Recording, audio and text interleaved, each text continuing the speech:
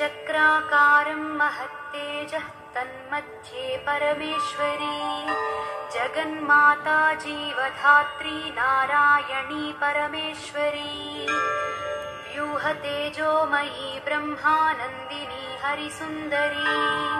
पाशाङ्कुशेक्षुकोदण्ड पद्ममालालसत्करा दृष्टा त्वां मुमुहुर्देवाः प्रणेमुर्विगतज्वराः तुष्णुवुः श्रीमहालक्ष्मीं ललितां वैष्णवीं परां श्रीदेवाः उवाच जय लक्ष्मी जगन्मातः जय लक्ष्मी परात्परे जय कल्याणनिलये जय सर्वकलात्मिके जय ब्राह्मी महालक्ष्मी ब्रह्मात्मिके परात्मिके जय नारायणि शान्ते जय श्रीललिते रमे जय श्रीविजये देवीश्वरि श्रीदे जयर्थिधे नमः सहस्रशीर्षायै सहस्राननलोचने नमः सहस्रहस्ताब्जपादपङ्कजशोभिते अणोरणुतरे लक्ष्मी महतोऽपि महीयसी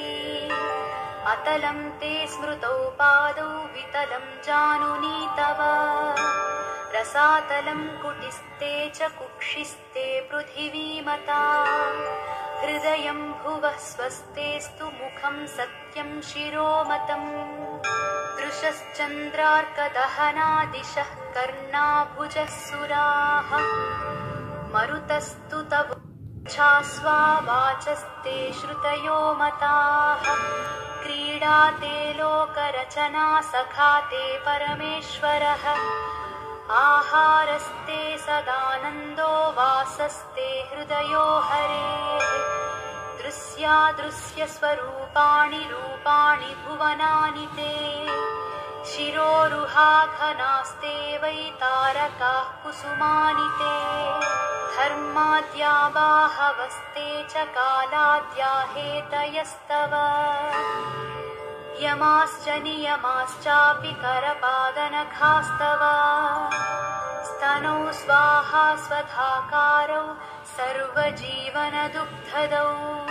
प्राणायामस्तव श्वासो रसनाते सरस्वती महीरुहास्तेऽङ्गरुहाः प्रभातं वसनं तव आदौ दया धर्मपत्नी ससर्ज निखिलाः प्रजाः हृस्था त्वं व्यापिनी लक्ष्मीः मोहिनी त्वं तथा परा इदानीं दृश्यसे ब्राह्मी नारायणी प्रियशङ्करी नमस्तस्यै महालक्ष्म्यै गजमुख्यै नमो नमः सर्वशक्त्यै सर्वधात्र्यै महालक्ष्म्यै नमो नमः या ससर्ज विराजं च ततोजं विष्णुमीश्वरम् रुदं तथा सुराग्राश्च तस्मै लक्ष्म्यै नमो नमः त्रिगुणायै निर्गुणायै हरिण्यै ते नमो नमः यन्त्रतन्त्रात्मिकायै ते जगन्मात्रे नमो नमः वाग्विभूत्यै गुरुतन्यै महालक्ष्म्यै नमो नमः कंभरायै सर्वविद्याभरायै ते नमो नमः जया ललिता पाञ्चाली तन्यै नमो नमः पद्मावती रमाहंसी सुगुणाज्ञाश्रियै नमः नमस्तुता प्रसन्नैवं छन्दयामास संदरैः स्तावकामे भविष्यन्ति श्रीयशो धर्मसंभृताः